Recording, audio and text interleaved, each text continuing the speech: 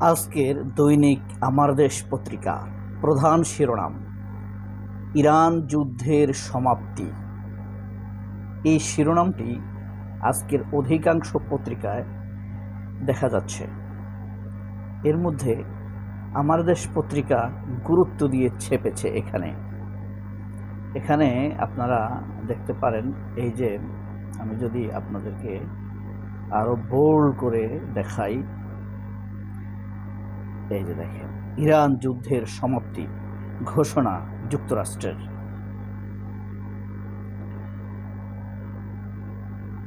যুদ্ধে যুক্তরাষ্ট্রের ক্ষতি $31 বিলিয়ন। মার্কিন সামরিক বাহিনীর 13 সদস্য নিহত। ইরানে নিহত 3,500।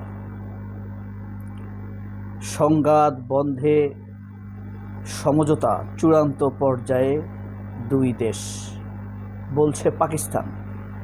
এই যুদ্ধের সমাপ্তির সবচাইতে কৃতিত্বের দাবিদার হলো পাকিস্তান, এবং এই যুদ্ধ বন্ধে মধ্যস্থতা করার মাধ্যমে পাকিস্তান নিজেদের সম্মানকে অনন্য উচ্চতায় নিয়ে যেতে পেরেছে।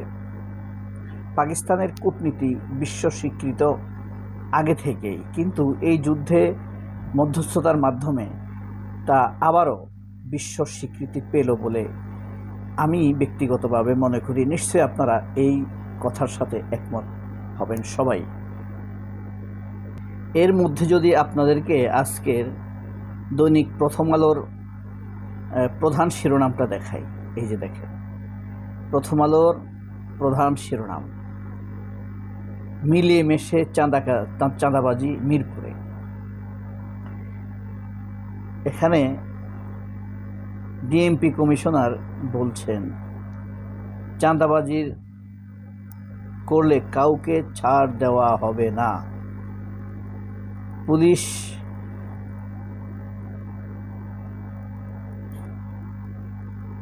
কারো বিরুদ্ধে চাঁদাবাজির সঙ্গে জড়িত থাকার সুনির্দিষ্ট তথ্য শুনে বিভাগীয় ব্যবস্থা নেওয়া হবে।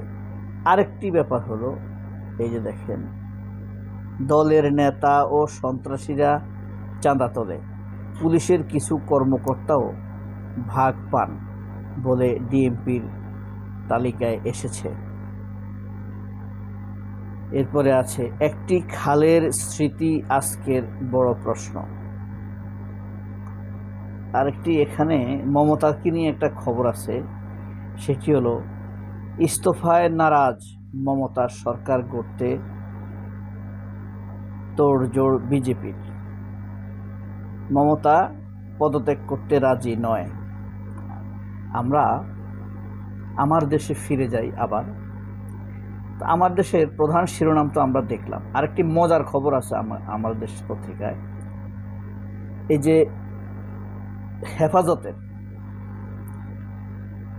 যে হেফাজতের গণহত্যায়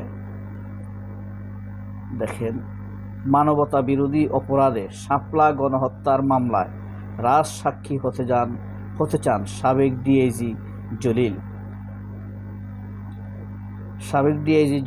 এটা রাজ সাক্ষী হতে চান, কিন্তু বিবিসি সহ প্রথম আলো সহ কয়েকটি পত্রিকা বলতে চাইছে শাপলাতে কোনো হত্যাকাণ্ড ঘটে নাই। কি ধরনের মিথ্যাচার করতে পারে একটা পত্রিকা। এরপরে আরেকটি খবর আপনাদেরকে দেখাই, এই যে দেখেন, বাংলাদেশি সাংবাদিকদের সঙ্গে দিল্লিতে মতবিনিময় সভা। এই বাংলাদেশি সাংবাদিক কারা, এটা আমাদের চেনা উচিত। এরাই দালাল। এরা সেখানে গিয়ে প্রশ্ন করতে পারে না। আমাদের সীমান্তে মানুষ মরে, পুশিন হয়, এইসব নিয়ে এরা প্রশ্ন করে না। বাংলাদেশে ইলেকশন ইঞ্জিনিয়ারিংয়ে সম্পৃক্ততা অস্বীকার ভারতের বশির আহমেদ। ভারত তো অস্বীকার করবে। আমরা কি আর ভারতকে বিশ্বাস করি? না, আসলে আমরা তো ভারতকে সেভাবে বিশ্বাস করি না। এরপরে আমার দেশের আরেকটি চমৎকার খবর, এই খবরটা খুবই চমৎকার। যারা খুঁটে সংবাদ পড়ার অভ্যাস আছে, নিউ ইয়র্ক টাইমসের বিশ্লেষণ, মোদি বিরোধীরা নিশ্চিহ্ন, একদলীয় শাসনে ভারত, ঠিক শেখ হাসিনার স্টাইল। এটা কিন্তু পৃথিবীর বিখ্যাত পত্রিকা নিউ ইয়র্ক টাইমস, দেখেন, হ্যাঁ, খুব দারুণ একটা সংবাদ। 1 দশকেরও বেশি সময় আগে ভারতের জনতা পার্টির হয়ে নরেন্দ্র মোদী যখন দেশ পরিচালনার জন্য প্রথম প্রচার শুরু করেন, তখন তিনি কংগ্রেস মুক্ত ভারত গড়ার ডাক দেন। স্বাধীন ভারতের প্রতিষ্ঠাতা দল কংগ্রেস এরপর থেকে দুর্বল হয়ে পড়ছে। গেরুয়া বুলডোজারে ত্রাসের রাজত্ব পশ্চিমবঙ্গে, এই যে দেখেন। তো বিরোধী দল প্রায় নিশ্চিহ্ন। এই আমেরিকার বিশ্লেষণ, এটা আমার আপনার কারোর বিশ্লেষণ না। এই যে সেনাবাহিনী নিয়ে একটি খবর আছে এখানে, জুনের মধ্যে ব্যারাকে ফিরছে সেনাবাহিনী, দেখতে পাচ্ছেন, নিশ্চয়ই দেখতে পাচ্ছেন। এরপরে আমরা যদি একদম লাস্ট পৃষ্ঠাটা দেখি দৈনিক আমার দেশ পত্রিকার, এই যে দেখেন, এখানে তারেক রহমানের একটা বক্তব্য আছে। এই যে দেখেন, প্রধানমন্ত্রী তারেক রহমান বললেন, রাষ্ট্রের সবচেয়ে বড় সম্পদ জনগণের বিশ্বাস। এই হইল অবস্থা। আরেকটা দেখেন, লাস্ট পৃষ্ঠার নিউজগুলো তো গুরুত্বপূর্ণ হয়। আওয়ামী আমলের 10,000 অস্ত্র উদ্ধারের নির্দেশ স্বরাষ্ট্রমন্ত্রী সালাউদ্দিন। কোন সালাউদ্দিন বুঝছেন তো না? ওই যে ভারত সালাউদ্দিন। এরপরে একটা ছবি দেখা যাচ্ছে, এখানে এরা কারা দেখেন, ছবির লেখা, রাজধানীর একটি হোটেলে বুধবার আইএসটিআর সংলাপের বক্তব্য দেন বিএনপির মহাসচিব ও স্থানীয় সরকার পল্লী উন্নয়ন সমবায় মন্ত্রী মির্জা ফখরুল ইসলাম আলমগীর। এখানে আবু রুশদকে দেখা যাচ্ছে। আবু রুশদ, এই যে এই লোকটার নাম হইল আবু রুশদ, একজন সামরিক বিশ্লেষক। অনেক ভুল ত্রুটি আছে, তবে তার বিশ্লেষণ আমার এমনিতে ভালো লাগে, খারাপ লাগে না। এই সাথে মাহাদি আমিন আছে, বিএনপি পন্থী বিভিন্ন বিশ্ববিদ্যালয়ের শিক্ষক আছে। এরপরে একটা খবর দেখা যাচ্ছে, সাংবাদিকদের পানি সম্পদ মন্ত্রী বলেছেন, পদ্মা ব্যারেজের সম্ভাব্যতা জরিপের কাজ প্রায় শেষ। পানি সম্পদ মন্ত্রী, পানির বোঝা। আম উৎপাদনে এবার কি হবে? আম উৎপাদনে ও রপ্তানিতে নতুন রেকর্ডের প্রত্যাশা। এবার আপনাদেরকে পেজগুলো দেখাবো একে একে। এটা ছিল দৈনিক আমার দেশ পত্রিকার আপনার এই যে ফার্স্ট পেজ দেখতে পাচ্ছেন, এটা হইল আপনার সেকেন্ড পেজ, দেখেন।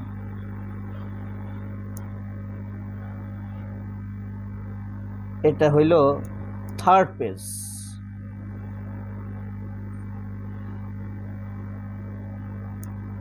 এটা হইল ফিফথ পেজ, বিশেষজ্ঞদের কলাম।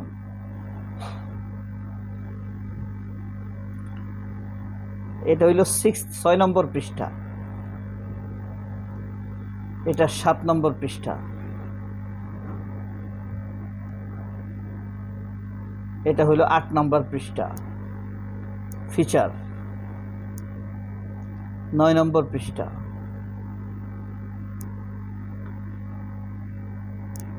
10 নম্বর পৃষ্ঠা।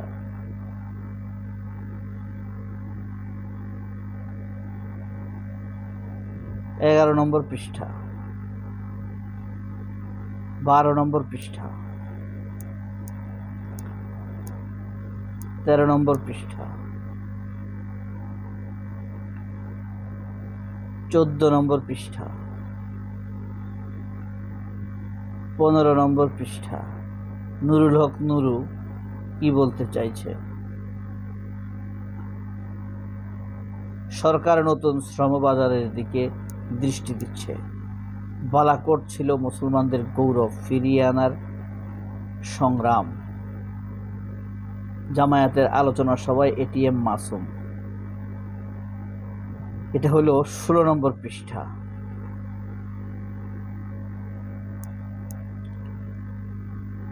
অর্থাৎ শেষ পৃষ্ঠা। এটা হলো একদম শেষ। এটা হলো ফার্স্ট পৃষ্ঠার আগাগোড়া।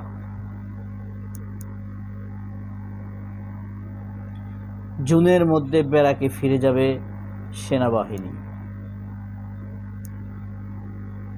সবাই অনেক ভালো থাকবেন। আল্লাহ হাফেজ। আসসালামু আলাইকুম রাহমাতুল্লাহ।